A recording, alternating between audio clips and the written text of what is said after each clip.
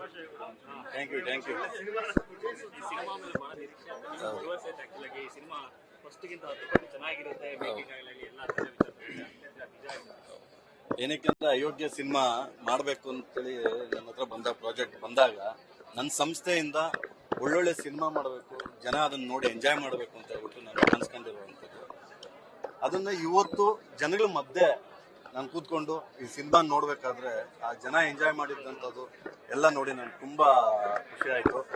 Cinema ತುಂಬಾ ಚೆನ್ನಾಗಿ ಬಂದಿದೆ, ಎಲ್ಲ ಜನ ಥಿಯೇಟರ್ಗೆ ಬಂದು ನೋಡ್ಬೇಕು. ಹಂಗೆ ನಮ್ಮ ಸಿನಿಮಾದಲ್ಲಿ ನಮ್ಮ ಹೀರೋ ಸಾಹೇಬ್ರಾಗಿರ್ಲಿ, ಡೈರೆಕ್ಟರ್ ಆಗಿರ್ಲಿ, ಹೀರೋಯಿನ್ ಆಗಿರ್ಲಿ ತುಂಬಾ ಶ್ರಮ ಪಟ್ಟು ಕೆಲಸ ಮಾಡಿದ್ದಾರೆ. ಹಾಗೆ ನಾನು ಚಿಕ್ಕ ಹುಡುಗದಿಂದ ಹಿಡಿದು ರವಿಚಂದ್ರನ್ ಸಾರ್ ಹಾಡನ್ನು ಕೇಳ್ಕೊಂಡು ಬೆಳೆದಂತ ಹುಡುಗ ನಾನು. ಅವರು ನಮ್ಮ ಸಿನಿಮಾದಲ್ಲಿ ಮಾಡಿರೋದಕ್ಕೆ ಅವ್ರು ಧನ್ಯವಾದಗಳನ್ನ ಹೇಳಕ್ಕೆ ಇಚ್ಛೆ ಪಡ್ತೀನಿ. ಮತ್ತೆ ದೇವರಾಜ್ ಸರ್ ಅಷ್ಟೇ, ಎಲ್ಲರೂ ಎಲ್ಲ ಆರ್ಟಿಸ್ಟು ಚೆನ್ನಾಗಿ ಮಾಡಿದ್ದಾರೆ. ನಮ್ಮ ಸಿನಿಮಾ ಚೆನ್ನಾಗಿ ಬಂದಿದೆ, ಎಲ್ಲ ನೀವು ನೋಡಿದ್ದೀರಾ.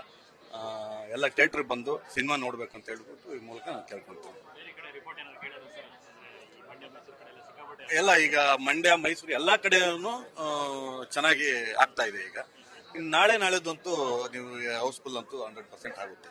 ಅದನ್ನೆಲ್ಲ ನಿಮ್ಮ ಕೈಯಲ್ಲಿದೆ, ನೀವು ಹೇಳ್ಬೇಕಲ್ಲ ಸರ್. ಮಹೇಶ್ ಅವರು ಮತ್ತೆ ನಮ್ಮ ಸಿನಿಮಾಗೆ ಏನ್ ಬೇಕು ಅದೆಲ್ಲೂ ನಾವು ಕಾಂಪ್ರಮೈಸ್ ಆಗಿಲ್ಲ.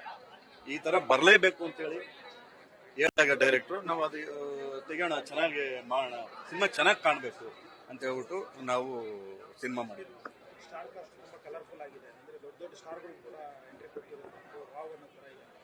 ಅದನ್ನೇ ಅವರೆಲ್ಲ ನಾವು ಚಿಕ್ಕ ಹುಡುಗರಲ್ಲಿ ಅವ್ರ ಸಿನಿಮಾಗಳು ನೋಡ್ತಾ ಇತ್ತು ಅಂತ ಅವ್ರು, ಮತ್ತೆ ಅವ್ರ ಹಾಡುಗಳನ್ನ ಕೇಳ್ಕೊಂಡು ಬೆಳೆದಂತವ್ರು ಅವರೆಲ್ಲ ಬಂದ್ ಮಾಡಿದಾರೆ ಅಂತ ಹೇಳ್ಬಿಟ್ಟು ನನ್ನ ಸಂಸ್ಥೆಯಲ್ಲಿ ಅವ್ರು ಮಾಡಿದಾರೆ ಅಂತ ನಾನು ದೇವರಾಗೂ ಅವ್ರಿಗೆ ಧನ್ಯವಾದಗಳನ್ನ ಹೇಳಕ್ ಇಚ್ಛೆ ಪಡ್ತೀನಿ. ಮತ್ತೆ ನನ್ನ ಪುಣ್ಯ ಅಂತ ಹೇಳಕ್ ಇಚ್ಛೆ ಪಡ್ತೀನಿ.